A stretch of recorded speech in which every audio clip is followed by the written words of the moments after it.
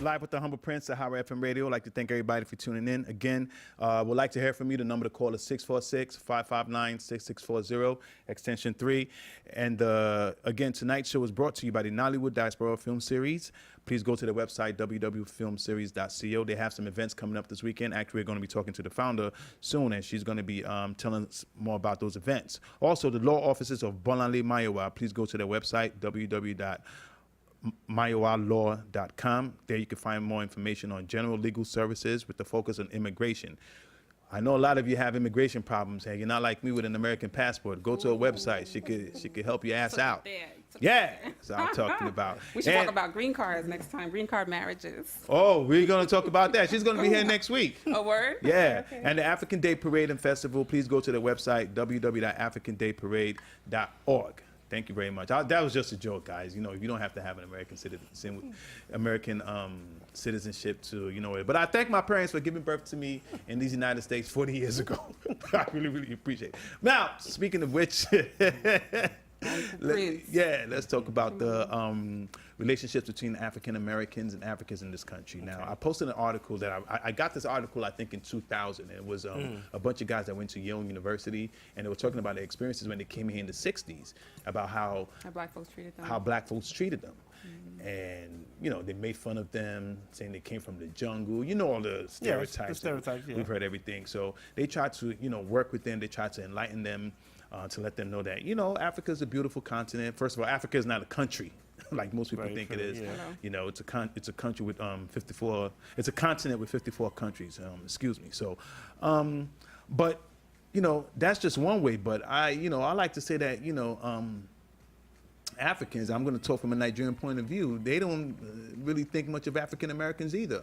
I mean, look at the word they call them. For instance, akata. Yes. You know, akata is a derogatory term. From watching that movie Sugar Hill, I thought it meant cotton picker, but from what I heard, it means like a wild cat. It's a hyena. It's actually right. It's actually not a hyena, a jackal. A jackal, but you know, it's and even worse. Right. No, but you know, it's a derivative of a slang that came about because I think when they came here.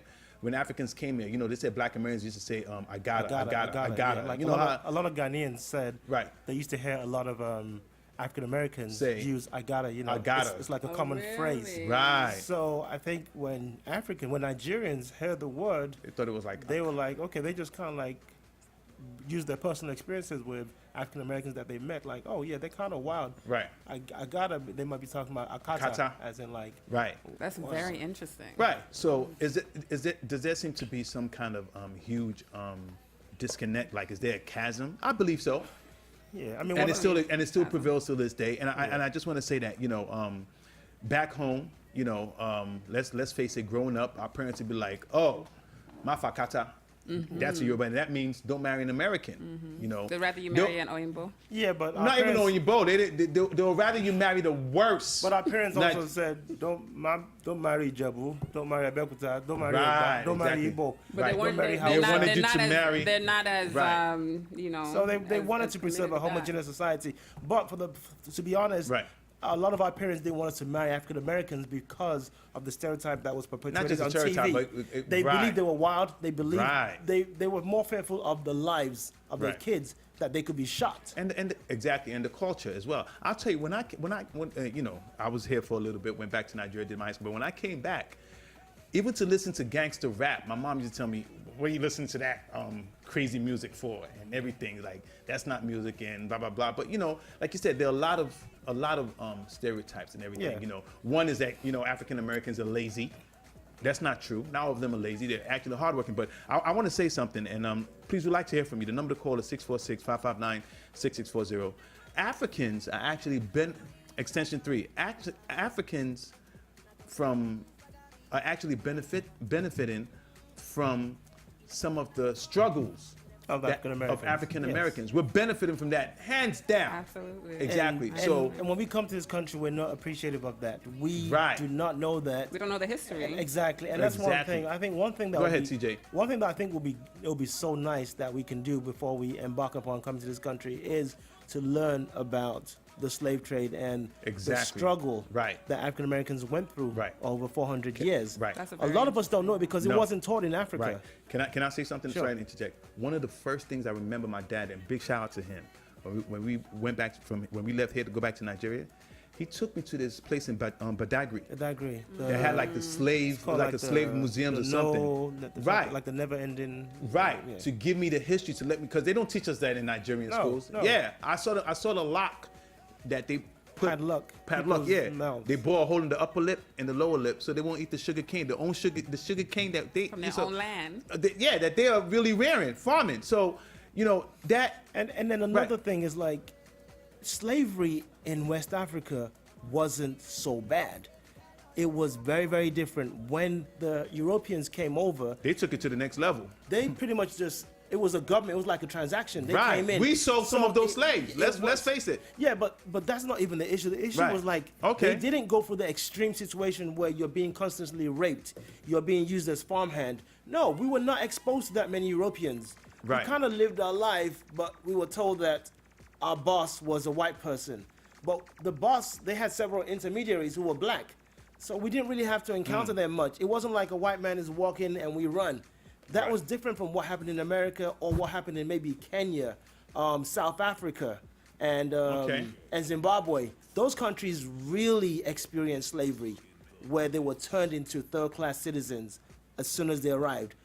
West Africa didn't go through that. I think we did. No, West Africa went through some some fights, some wars where they captured them. But it wasn't like there weren't that many white people. You can't capture people and not have enough manpower on land. No, they had How many Europeans were on land? Right. Well, let's not. They weren't even up to 10,000. You can't capture a whole country of let's say 80 million back then. So they were doing it with kiddie gloves, and that's why when we got independence, we didn't have to fight for independence. Right. It was like our leaders were signing some documents and going back and forth to England. Basically selling us out, but let's not. Seriously, yo. But Kenyans, they had to fight for independence. They had the Mau tribes. They had the Kenyatta. That's why the Kenyattas still rooted today. Right. So because of the history of the war. Right. So we're going back, but let's come back. So.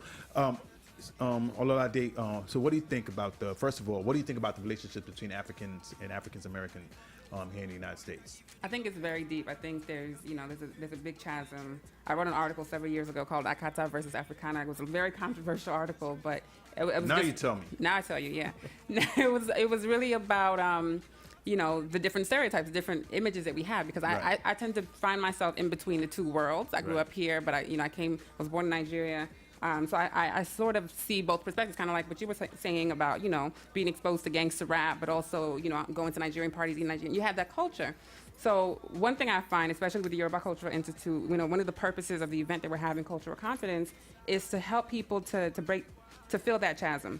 Right. To help people understand that, okay, the differences that we do have are real, they are profound, but they come from something. They come from the history of slavery, they come from the lack of culture. I always quote one of my old students from the Yoruba school who said, when the enslaved persons came to this country, they were forced to give up their culture. It was beaten out of them, it was raped out of them, it was starved out of them. Right.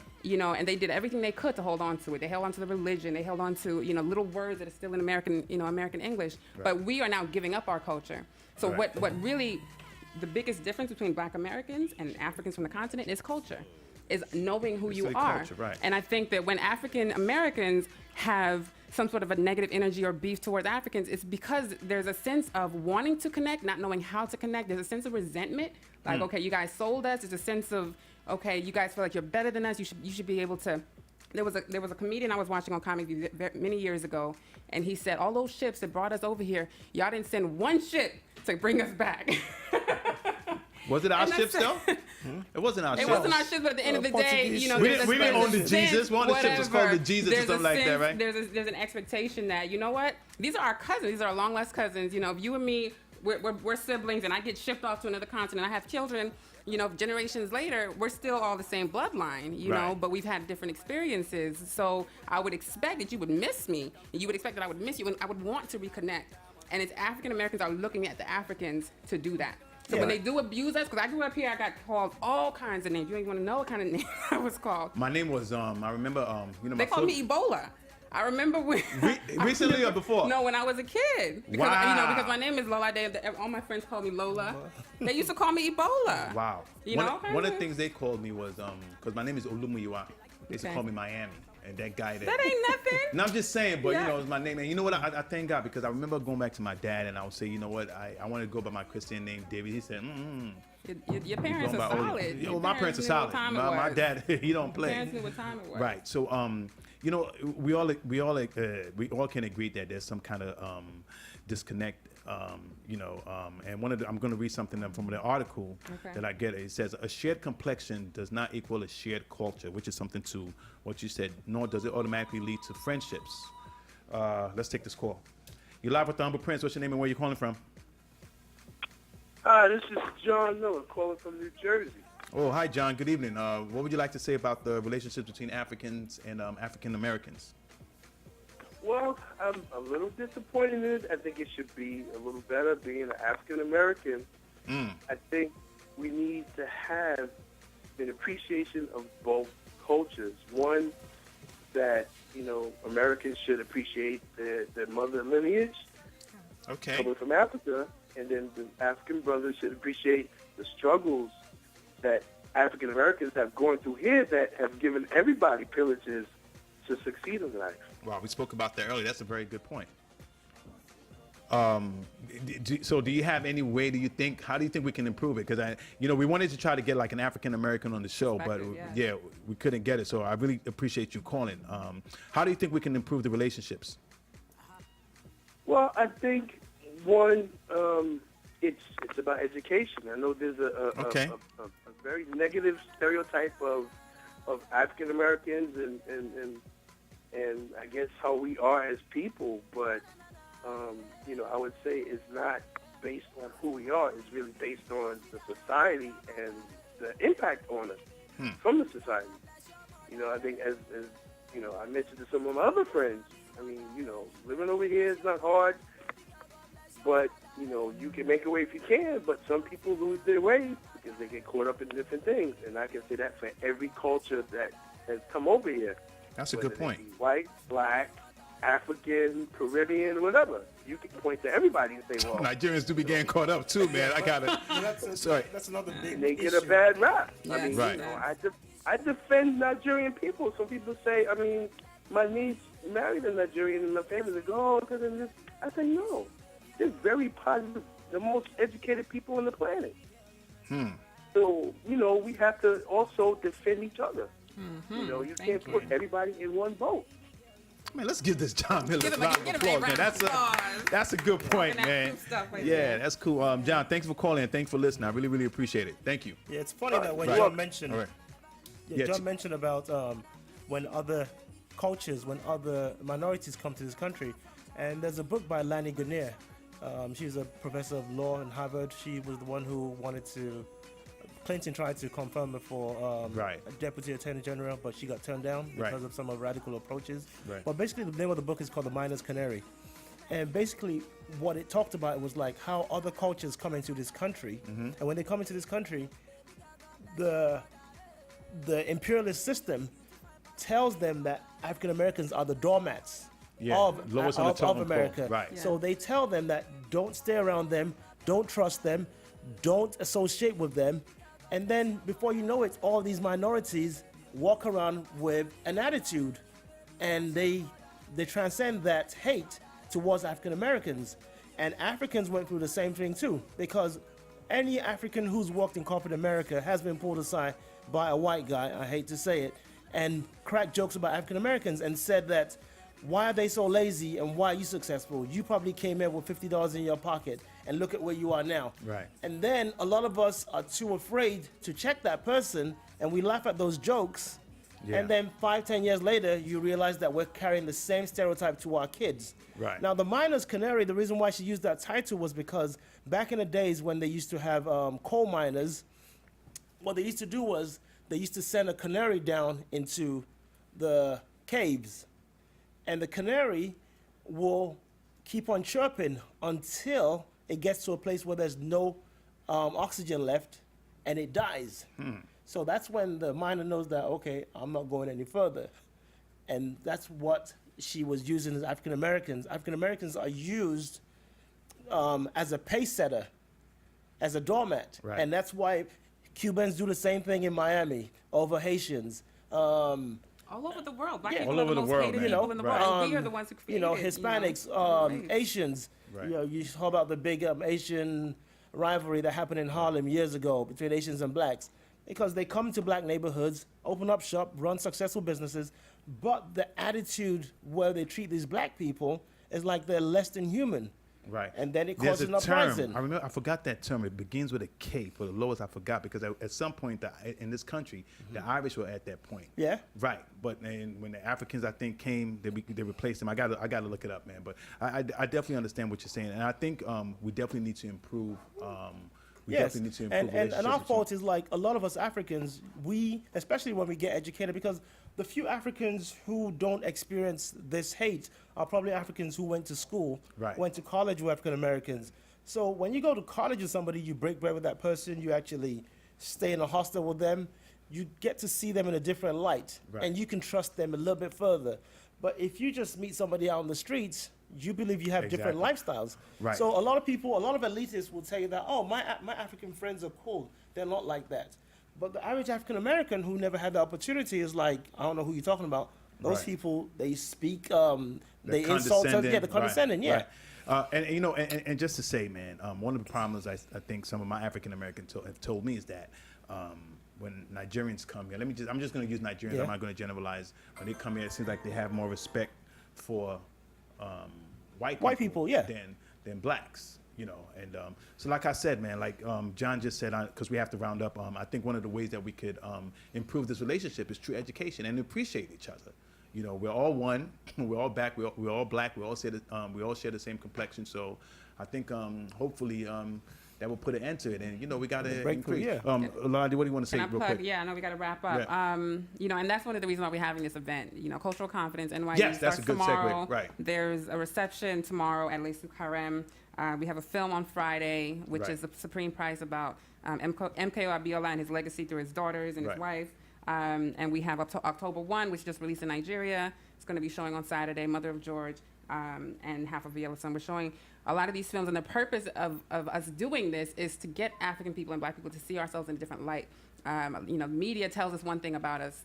When we get these stereotypes, when Africans get stereotypes about black Americans and black Americans, it comes from the media, it comes from what we're being told, it comes from, individual relationships, but it also comes mostly from the media, for the images that are put out there. So we're trying to create a space in which we can create our own images, we can create positive images, we can tell honest stories, that depict us in a better light. Right. And also open up that dialogue. So for cultural confidence means one thing to Africans, but it means something else to African Americans. We really want African Americans to come out this weekend, be part of this conversation, and get some cultural confidence, get some knowledge of your history, and of African history, and connect with, let's connect, let's build, let's dialogue, because these things are, these issues are real, and on both sides we kind of want to resolve them. Right. But in order for us to resolve them, we have to have these conversations. Definitely. And we got to spend this time together. TJ, what's the resolution, man? What do you think we could do to improve the relationships, man? Real quick.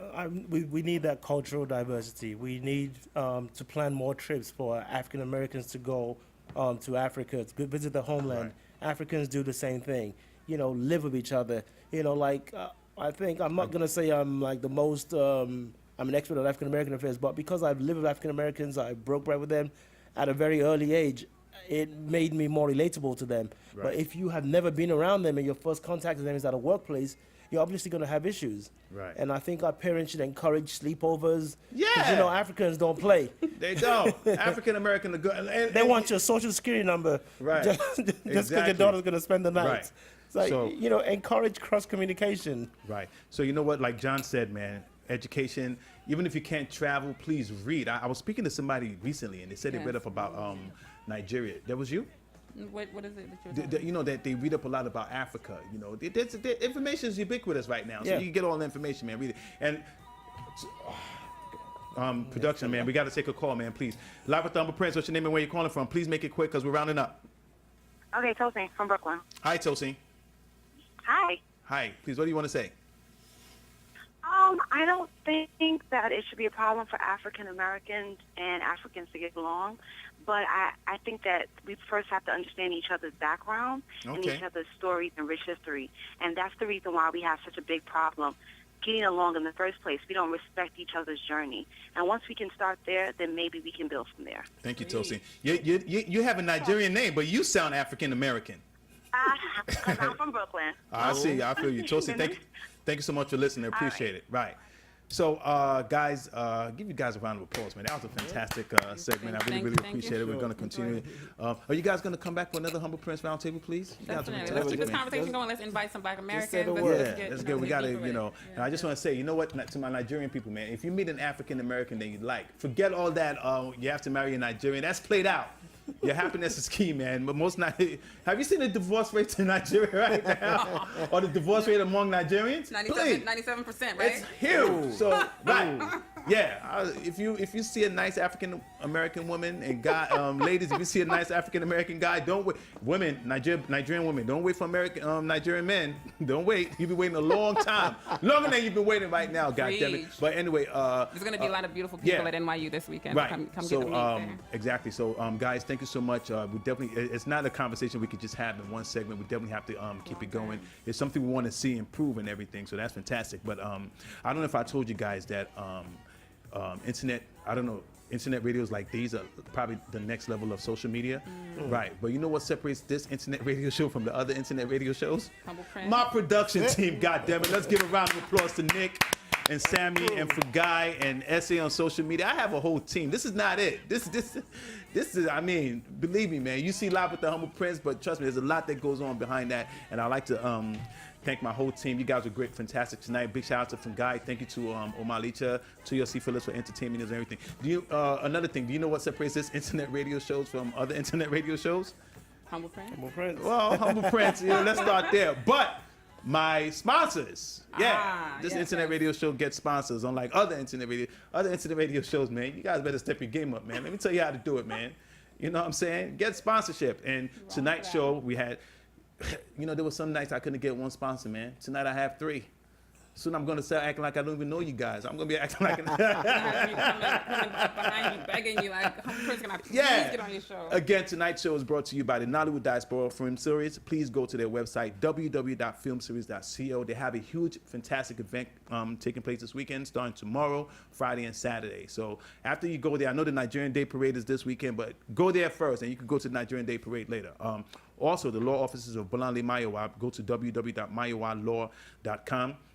Her expertise is in immigration. Those of you that have an immigration problems, like I know some of you here have your girlfriends and wives back home that you want to bring over here. You might make a mistake, and then she's stuck there, and you're stuck here, and then you have to marry somebody else, probably an African American. So go to www.mayowalaw.com and find out more information. She's actually going to be a guest next week. And the African Day Parade and Festival, www.africandayparade.org. Check them out.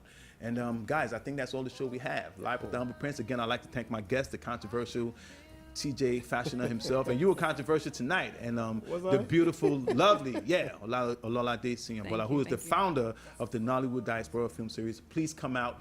We'd like for you guys to support. And there you have it. Live with the Humble Prince, Sahara FM Radio. I'm out. Peace. That was a great show. It was fun. I've gone much too far.